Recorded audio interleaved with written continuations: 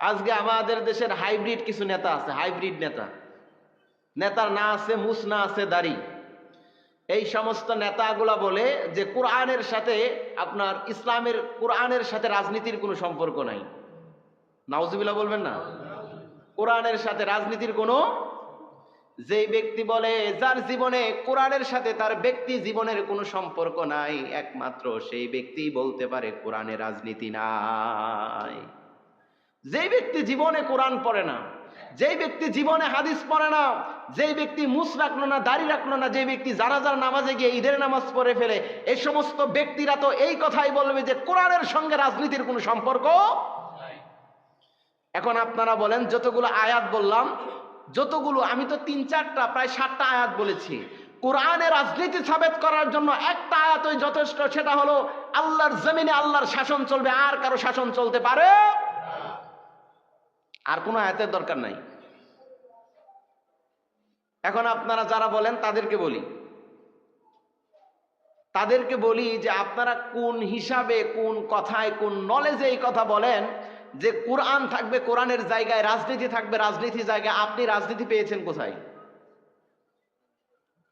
তার কারণ কোরআন ইসলাম এবং মুসলমানদেরকে রাজনীতি শিখিয়েছেন। কোরআনের প্রত্যেকটা পাতায় পাতায় কোরআনের 500-এর উপরে হলো আইন এবং বিধান আছে, 500-এর উপরে। আপনি কিভাবে চলবেন, এই সমাজ কিভাবে চলবে, 500-এর উপরে কোরআনে বিধান দেওয়া আছে। আপনি বলেন সংবিধান তো সেটাকেই বলে যেখানে মানুষকে চালানোর নির্দেশনা থাকে। কথা বলেন ঠিক কিনা? তাহলে কোরআন হলো মুসলিমদের জন্য সংবিধান। তোমার মতো চাটুকার নেতা, দাড়ি ছাড়া মুছ ছাড়া নেতা, তুমি যদি বলো কোরআনের এক জায়গায় থাকবে, রাজনীতি আলাদা জায়গায় থাকবে, এদেশের মানুষ তোমাকে মেনে নিবে। তাই কথা বলার সময় হিসাব করে কথা বলবেন। এদেশের এক নেতৃত্ব ব্লাউজ ট্লাউজ নিয়ে সুন্দর করে হেলিকপ্টারে যেতে পেরেছেন, যদি আপনারাও যদি ইসলামের বিপক্ষে কথা বলেন, কোরআনের বিপক্ষে কথা বলেন, ছায়া ব্লাউজ নিয়ে দৌড়ানোর সময় পাবেন না। এত সস্তা নয়, এত সস্তা নয়। আপনারা ভেবেছেন যে আমাদের দল বড়, ক্ষমতা বড়, সব কিছু বড়। এর চেয়েও বড় দল তো 17 বছর আমাদের উপর রাজত্ব করেছেন। এই সম্মান দেওয়ার মালিক কে? আল্লাহ বললেন, শোনো, এখানে সম্মান দেওয়ার মালিক হলো আল্লাহ, আবার সম্মান কেড়ে নেওয়ার মালিক হলো আল্লাহ। আল্লাহ যখন যাকে ইচ্ছা করে সম্মানের চেয়ারে বসায়, আবার যখন যাকে ইচ্ছা করে সম্মানের চেয়ার থেকে লাথি মেরে নামিয়ে দেয়। এটা কার বিধান? কার? এটা আল্লাহর কথা। আল্লাহ বলছে যে আমার যখন যাকে খুশি তাকে আমি সম্মানের চেয়ারে বসাই, কিন্তু যখন জালিম আর জুলুমের মাত্রা যখন বৃদ্ধি করে দেয়, যখন সাধারণ মানুষের উপর যখন জুলুম করে, যখন ইসলামের উপর যখন আঘাত আনে, যখন কোরআনের উপর যখন আঘাত আনে, আমি আল্লাহর উপরে যখন হাত ঘোরাই, তখন আমি আল্লাহ রব্বুল আলামিন চেয়ার থেকে ধাক্কা দিয়ে নামিয়ে এই সমস্ত দেশ ত্যাগ করে ফেলে দেই। আপনি বুঝি এখনো হুঁশ হয় না? ইসলামের ইতিহাসের দিকে তাকান। যারা ইসলামের বিরোধিতা করেছে আজকে সমাজের ভিতরে, তাদের প্রত্যেকটা তারা সমাজের সবচেয়ে নিম্ন স্তরে নেমে গিয়েছেন। তৎকালীন সময়ে ইসলামের বিরোধিতা করেছিলেন টাকলা মুরাদ। ইসলামের বিরোধিতা করার দুই দিন পরেই তার যে ক্ষমতার চেয়ার বলে যে বিরোধিতা করেছিল, এই চেয়ার আল্লাহ কেড়ে নিয়েছে এবং যেখানেই গিয়েছে পদে পদে লাঞ্ছিত হয়েছে। সুতরাং এত কিছু দেখার পরও আপনাদের হুঁশ হয় না যে ইসলামের বিরুদ্ধে কথা বলা যাবে না? এত কিছু করার পরও আজহারীর বিরুদ্ধে যে হুঁশ হয় না যে আজহারীর বিরুদ্ধে কথা বলা যাবে না? তার কারণ আজহারীর মাহফিলের লোক আসে আল্লাহর কোরআনের জন্য, তার চেহারা দেখার জন্য নয়। সাইদির মাহফিলে লোক আসে, সাইদির মাহফিলে লোক গিয়েছে আল্লাহর কোরআন শোনার জন্য, আল্লামা সাইদি জামাত ইসলাম করে এই জন্য। এখানে আপনারা শুনতে আসেন, নামাজ পড়তে আসেন আল্লাহর কোরআনের জন্য। আমি নুরি আজকে বক্তৃতা দিলেও আপনারা এখানে আসবেন, আমি নুরি বক্তৃতা না দিলেও এখানে আসবেন। তার কারণ নামাজ পড়া আল্লাহর বিধান, কোরআনের আলোচনা শোনা আল্লাহর বিধান, এটা আপনাকে শুনতেই হবে, যে কেউ বলুক না কেন। তাহলে আপনারা শোনেন, আপনাদের জন্য বলছি, তাহলে রাজনীতি এটা আল্লাহর কোরআনের বিধান, তার কারণ রাসূল রাজনীতি করেছেন। তাহলে আমাদের মুসলিম হিসাবে আমাদের কাজ হলো, আমরা মুসলিম হিসাবে আমাদের কাজ হলো, কোরআন আছে যেখানে আমরা থাকবো সেখানে, কোরআন নাই যেখানে আমরা নাই। আদর্শের মাপকাঠি হবে একজন। আদর্শের মাপকাঠি কে? আদর্শের মাপকাঠি কে? এই যে নেতা নির্বাচন করতে গিয়ে ভুলে যান, এই জন্য তো ভুল করে সিল আরেক জায়গায় দিয়ে আসেন গিয়ে। এই দেশের কোনো বাপ কারো নেতা হতে পারে না, কারো বাবা কারো নেতা হতে, কারো স্বামী কারো নেতা হতে, এলাকার চাচা কারো নেতা হতে পারে? আরে কথা বলেন না কেন, পারে? এইবার নেতাদের ডিফিনেশন এবার আল্লাহ দিবেন। কে দিবেন? কোরআনের দিকে ফিরেন। এইবার কোরআন বলে, লাকাদ কানা লাকুম ফি রাসূলিল্লাহি উসওয়াতুন হাসানা। আল্লাহু আকবার। লাকাদ কানা লাকুম ফি রাসূলিল্লাহি উসওয়াতুন হাসানা। ও সমাজের উম্মতেরা, ও জাতির উম্মতেরা, তোমরা জেনে রাখো আর তোমরা মেনে রাখো, দুনিয়ার কোনো মানুষ তোমাদের নেতা হতে পারে না, দুনিয়ার কোনো মানুষ তোমাদের আদর্শ হতে পারে না, এই সমাজের লাঙ্গল তোমাদের আদর্শ হতে পারে না, এই সমাজের কাছেই তোমাদের আদর্শ হতে পারে, এই সমাজের নৌকা বৈঠা এই সমাজের মানুষ তোমাদের আদর্শ হতে পারে না। একমাত্র তোমাদের আদর্শ হবে বিশ্বনবী মুহাম্মদুর রাসূলুল্লাহ। পৃথিবীর জমিনে যত মানুষ নেতা আসুক না কেন, সবচেয়ে বড় নেতা হলো বিশ্বনবী মুহাম্মদুর। তাহলে আমাদের মুসলিম হিসাবে আমাদের কাজ হলো বিশ্বনবী যা করেছেন, বিশ্বনবীর যে আদর্শ, সেই আদর্শই আমাদেরকে মেনে নেওয়া। আজকে অনেকেই লাঙ্গলের আদর্শ মেনে নিয়েছেন। লাঙ্গল আছে না কার? চাচা এরশাদের।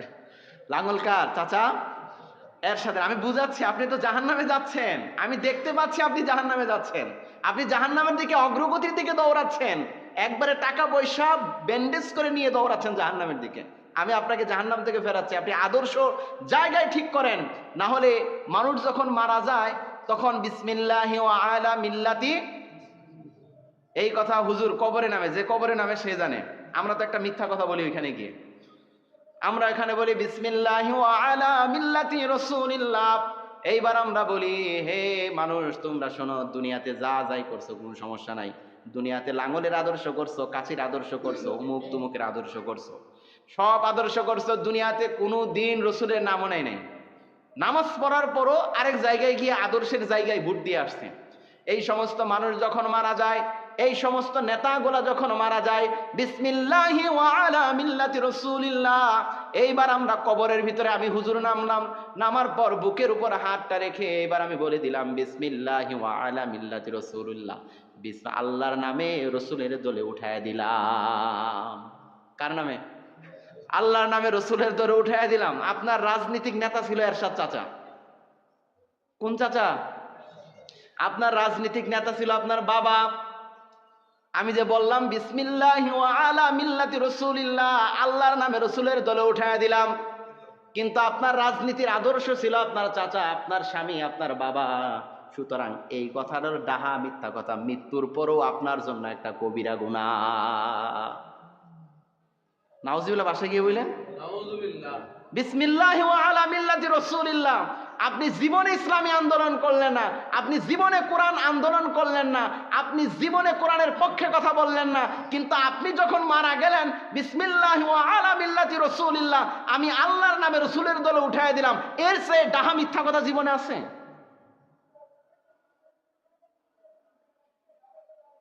আপনি তো বৈঠা নিয়ে মাথার উপরে ঘুরাইছেন সারাদিন।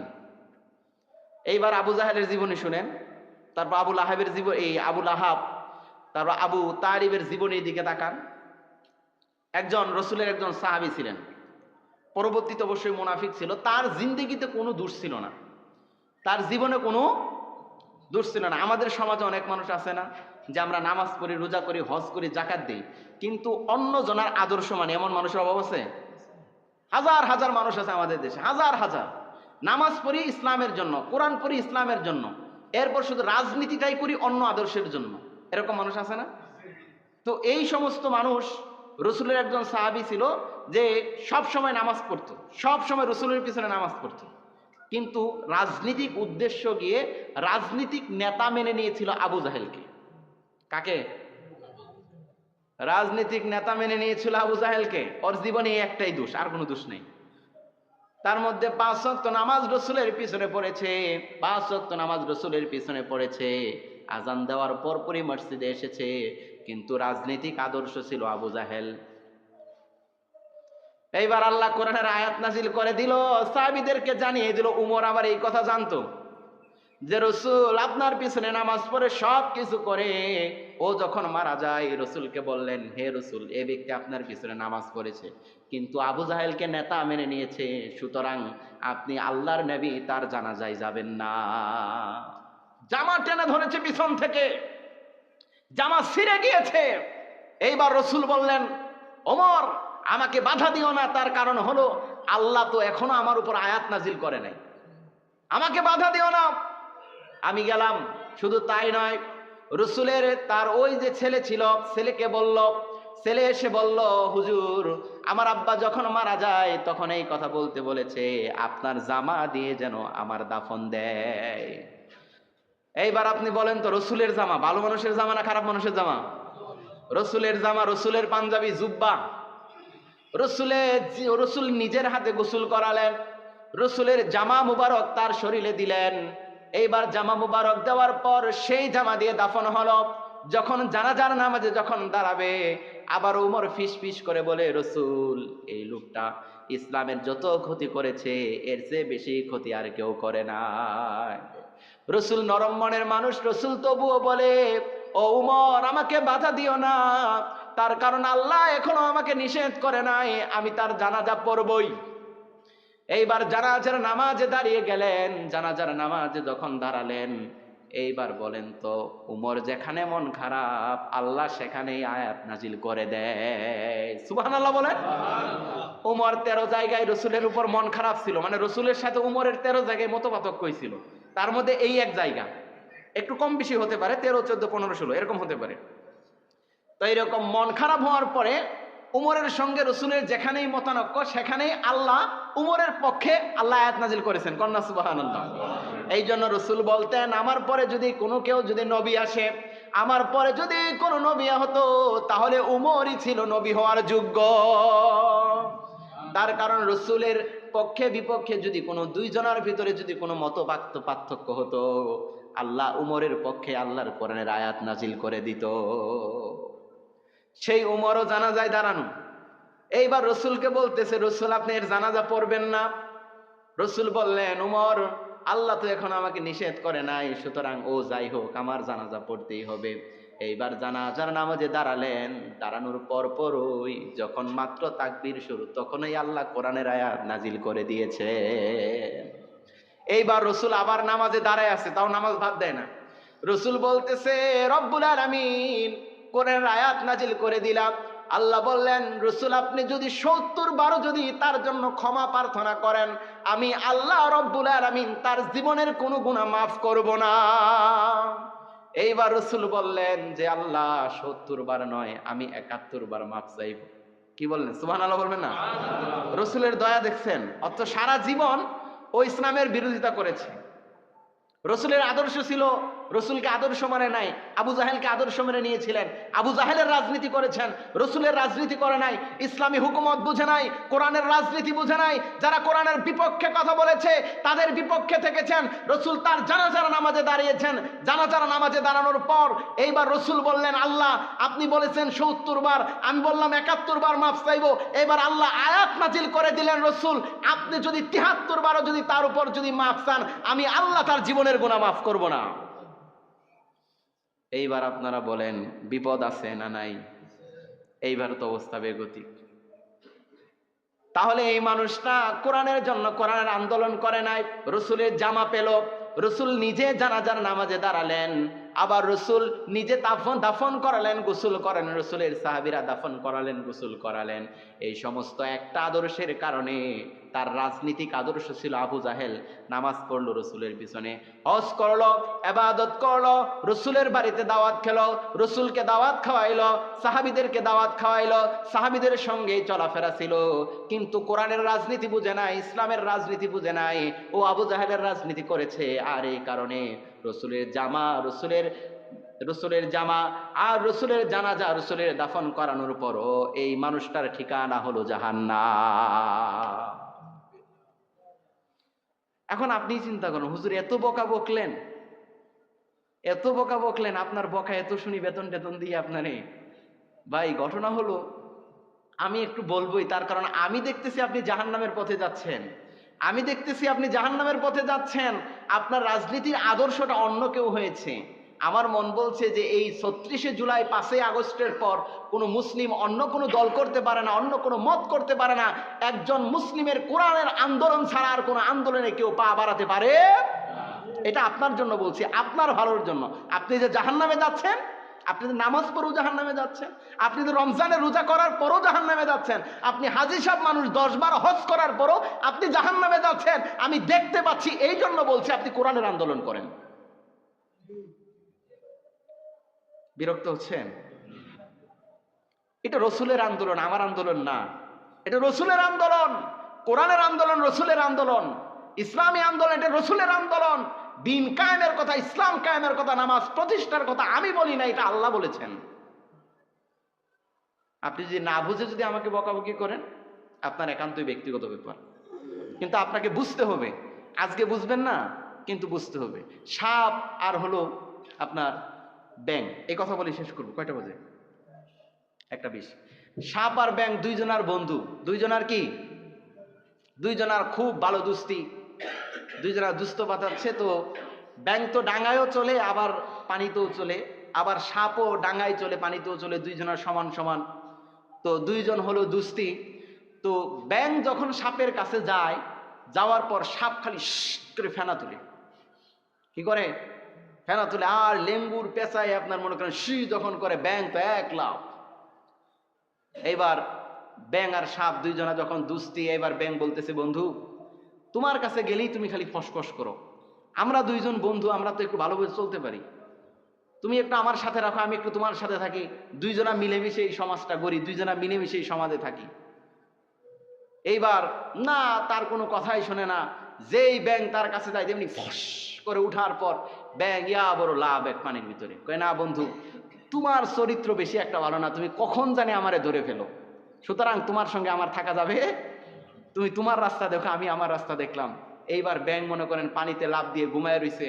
এইবার সাপের অভ্যাস কি, যে কোনো শব্দ বাইরে ফুস করে, ওই যে ক্ষমতা আছে, আছে না, গলায় ক্ষমতা আছে, মাথায় জোর আছে, ফুস করে উঠে। এইবার কালক্রমে এক রাখাল চলছে সেদিকে। আপনি বলেন সাপের চেয়ে রাখালের ক্ষমতা কম না বেশি? হাতে একটা বিশাল এক লাঠি, গরু চড়ানোর লাঠি। এইবার রাখাল চলছে রাস্তার পাশ দিয়ে। যেই মাত্র রাখাল সামনে, সেই মাত্র সাপ একটু নিচা হয়ে রয়েছিল, যেই মাত্র সামনে গেছে সেই মাত্র ফস করে উঠছে। এইবার আপনি বলেন রাখালের সামনে যেই ফস করে উঠছে, সাপের জীবন আছে না নাই? জীবন আরো আছে। একবারে আপনার মনে করেন 2 হাত লাঠি দিয়ে পিঠায় আপনি একবার তক্তা মানে সোজা করে রাখছে, শোয়ায় রাখছে রোদের ভিতরে। পোলামান শোয়ায় রাখে না রোদে, রোদে আপনার শোয়ায় রাখছে।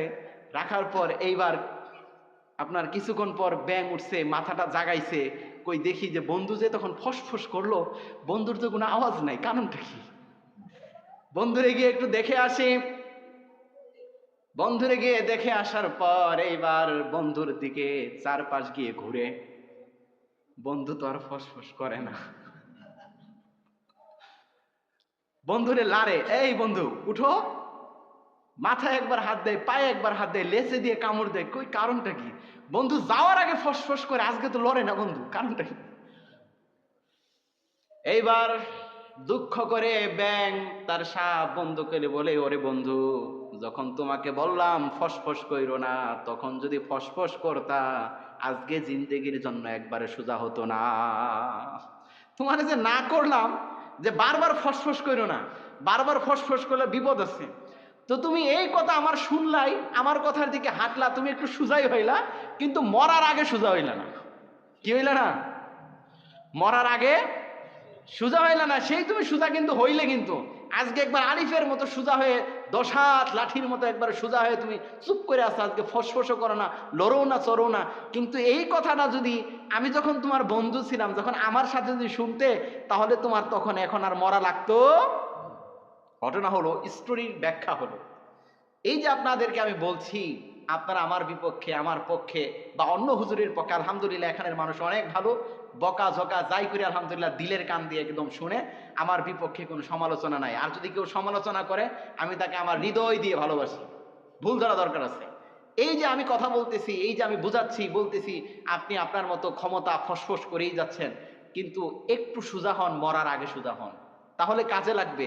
মরার পর যদি সোজা হন তাহলে কবরে গিয়ে মার আছে না নাই?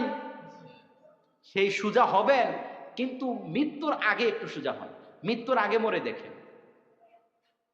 এই জন্য ভাই আপনাদের কাছে উদাত্ত আহ্বান থাকবে, আমাদের জীবনটা সংক্ষিপ্ত সময়ের জন্য।